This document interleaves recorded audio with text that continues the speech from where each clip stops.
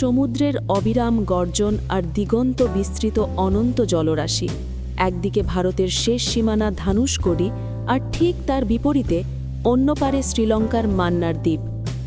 এই দুই ভূখণ্ডের মাঝে বিশাল সমুদ্রের নিচে আজও নিঃশব্দে ঘুমিয়ে আছে এক প্রাচীন রহস্য, এক অনন্ত জিজ্ঞাসা।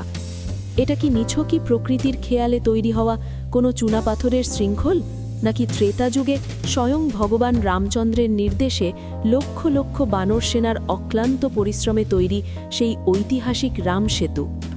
যুগ যুগ ধরে এই একটি প্রশ্ন আমাদের মনে বারবার ঘুরে বেড়ায়।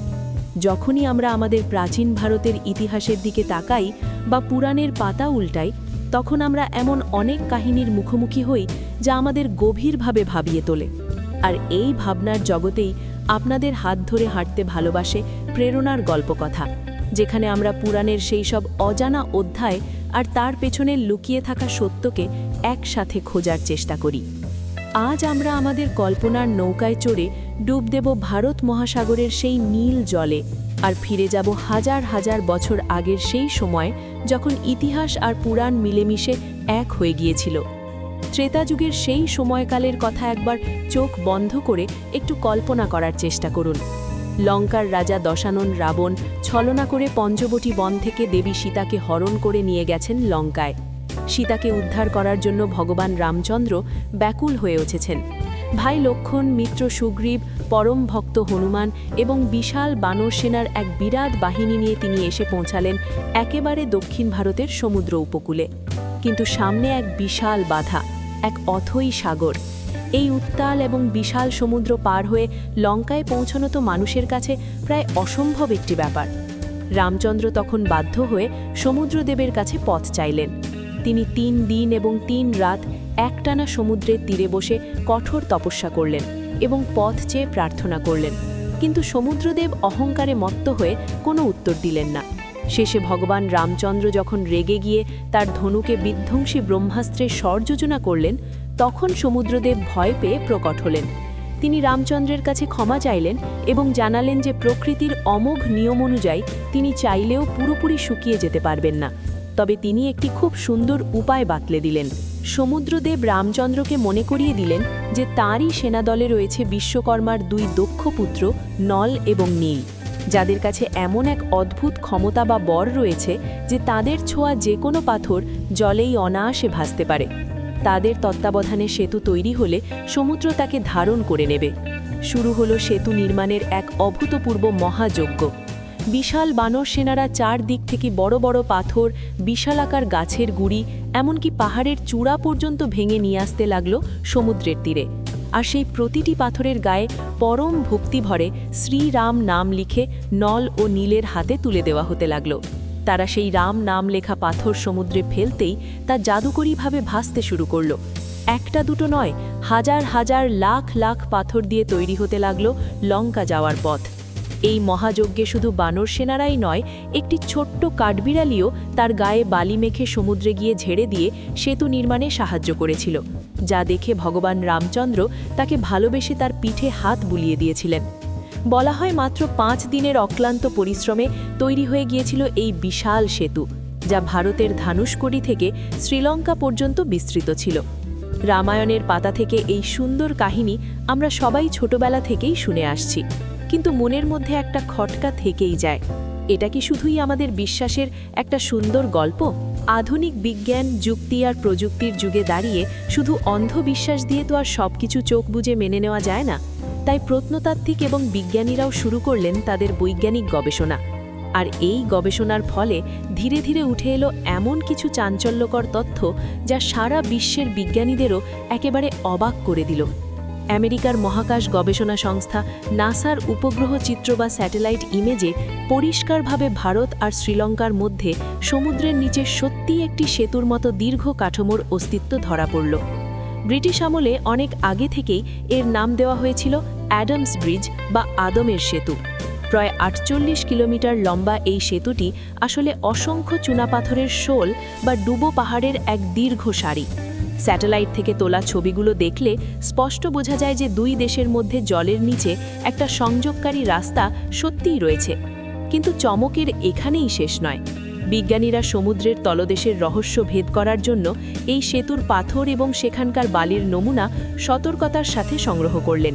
কার্বন ডেটিং এবং অন্যান্য অত্যাধুনিক রেডিওমেট্রিক পদ্ধতির মাধ্যমে যখন এই সংগৃহীত নমুনাগুলোর বয়স মাপা হলো, তখন যে ফলাফল বেরিয়ে এলো তা সত্যি বিজ্ঞান মহলের সাড়া ফেলে দেওয়ার মতো অবিশ্বাস্য ছিল।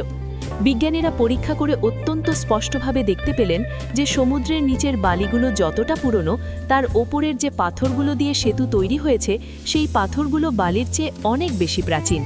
অর্থাৎ সমুদ্রের নিচে ওই বালি প্রাকৃতিকভাবে সেখানে হাজার হাজার বছর ধরে জমলেও ওই পাথরগুলো কিন্তু সেখানে প্রাকৃতিকভাবে একদমই তৈরি হয়নি। সেগুলোকে নিশ্চিতভাবে কোনো দূরবর্তী জায়গা থেকে বয়ে এনে সেখানে খুব সুকৌশলে সাজানো হয়েছে। বিজ্ঞানীরা বলছেন বালির স্তরটি প্রায় 4000 বছরের পুরনো হতে পারে, কিন্তু সেই পাথরের শৃঙ্খলের পাথরগুলোর বয়স প্রায় 7000 বছরেরও অনেক বেশি।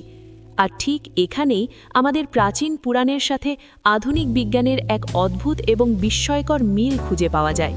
কারণ ইতিহাসবিদ এবং জ্যোতির্বিজ্ঞানীরা গ্রহ নক্ষত্রের অবস্থান হিসেব করে রামায়ণের যে সময়কাল অনুমান করেন তা ওই 7000 বছর আগেরই সময়কে নির্দেশ করে। এখন অনেকেই খুব স্বাভাবিকভাবেই এই প্রশ্ন করেন যে পাথর আবার জলে ভাসে নাকি? এটা তো বিজ্ঞানের নিয়মের সম্পূর্ণ প্রতিপন্থী। কিন্তু আশ্চর্যের বিষয় হলো এরও খুব সুন্দর একটি বৈজ্ঞানিক ব্যাখ্যা রয়েছে। বিজ্ঞানীরা এক বিশেষ ধরনের প্রাকৃতিক পাথরের কথা বলেন, যাকে বলা হয় পিউমি স্টোন বা ঝামা পাথর। আগ্নেয়গিরির উত্তপ্ত লাভা যখন সমুদ্রের জলে বা বাতাসে খুব দ্রুত ঠান্ডা হয়ে যায়, তখন তার ভেতরে প্রচুর বাতাস আটকে গিয়ে এই ধরনের অসংখ্য ছিদ্রযুক্ত ফাঁপা পাথরের সৃষ্টি হয়। এই পাথরগুলো আয়তনে বড় হলেও ওজনে এতটাই হালকা হয় যে তা জলের ওপরে খুব সহজেই ভাসতে পারে। রামেশ্বরম এবং তার আশেপাশের অঞ্চলে আজও এমন অনেক ভাসমান পাথরের সন্ধান পাওয়া যায়, যা লোকীয় মন্দিরে বা সংগ্রহশালায় গেলে স্বচক্ষে দেখা সম্ভব। তাহলে কি প্রাচীন যুগের নল আর নীল এই বৈজ্ঞানিক সত্যটা জানতেন এবং এই ধরনের বিশেষ পাথরের ব্যবহার করেই সেই বিশাল সেতু বানিয়েছিলেন? এটা সত্যি এক বিরাট গবেষণার বিষয়। ইতিহাসের পাতা একটু ভালোভাবে ঘাঁটলে দেখা যায় 15 শতক পর্যন্ত এই রামসেতু কিন্তু সমুদ্রের জলের ওপরেই পুরোপুরি দৃশ্যমান ছিল। মানুষ রীতিমতো পায়ে হেঁটে এই সেতু পার হয়ে ভারত থেকে শ্রীলঙ্কায় ব্যবসা বাণিজ্য এবং তীর্থ করার জন্য যাতায়াত করত। রামেশ্বরম মন্দিরের অনেক প্রাচীন নথিপত্রেও পায়ে হেঁটে লঙ্কা যাওয়ার কথা উল্লেখ আছে। কিন্তু 1480 সালের দিকে ওই অঞ্চলে এক ভয়ঙ্কর ঘূর্ণিঝড় আর জলোচ্ছ্বাস আঘাত হানে। সেই ভয়াবহ প্রাকৃতিক দুর্যোগে এই ঐতিহাসিক সেতুর বেশ কিছু অংশ মারাত্মকভাবে ভেঙে যায় এবং তা ধীরে ধীরে সমুদ্রের জলের নিচে তলিয়ে যায়। তারপর থেকে সমুদ্রের জলস্তর বৃদ্ধি পাওয়ার কারণে এটি আর পুরোপুরি মানুষের নজরে আসেনি। তবে আজও রামেশ্বরমের ধানুষকোডিতে গেলে সেই অতীতের ধ্বংসাবশেষের বেশ কিছু প্রামাণ্যচিত্র নিজের চোখেই দেখা যায়, যা দেখলে গায়ে কাঁটা দিয়ে ওঠে। তাহলে এত সব তথ্য আর প্রমাণের পর আমরা শেষ পর্যন্ত ঠিক কী সিদ্ধান্তে আসতে পারি? রাম সেতু কি শুধুই কোনো কবির কল্পনায় লেখা পুরাণ, নাকি আমাদের প্রাচীন ভারতের এক চরম গৌরবময় বাস্তব প্রমাণ? এটা অস্বীকার করার কোনো উপায় নেই যে আধুনিক বিজ্ঞান আর ইতিহাস আজ একে অপরের হাত ধরে যেন রামায়ণের সেই প্রাচীন পাতাকেই আমাদের সামনে সত্য বলে প্রমাণ করতে চাইছে।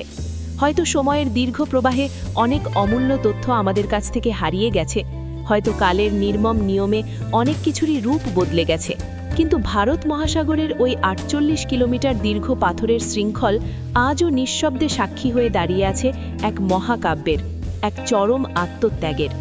এই রামসেতুকে শুধুমাত্র ইট, পাথর আর বালির তৈরি কোনো সাধারণ সেতু বললে ভুল হবে।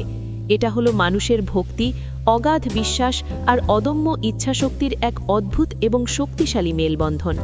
যেখানে আধুনিক বিজ্ঞান তার যুক্তি নিয়ে এসে শেষ হয়, হয়তো ঠিক সেখান থেকেই শুরু হয় মানুষের বিশ্বাস আর আধ্যাত্মিকতার পথ।